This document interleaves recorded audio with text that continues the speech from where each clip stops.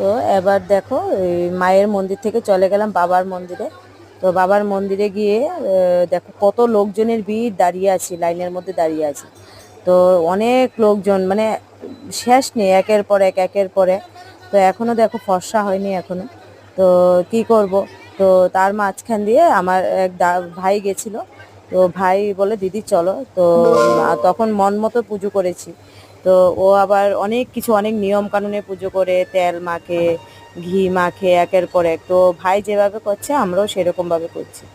তো তোমরাও দেখতে থাকো একের পর এক বাবাকে, মানে 4টে সোমবার পুজো করেছি। তো লাস্টে 3টে ভালোভাবে করেছি, আর একটা এত লোকজনের ভিড়ের মাঝখান দিয়েও খুব সুন্দর করে পুজোটা হয়েছে। তো খুব ভালো লেগেছে সত্যি, ভাইয়ের সাথে গিয়ে পুজোটা করাতে এতটা সুযোগ পেয়েছি।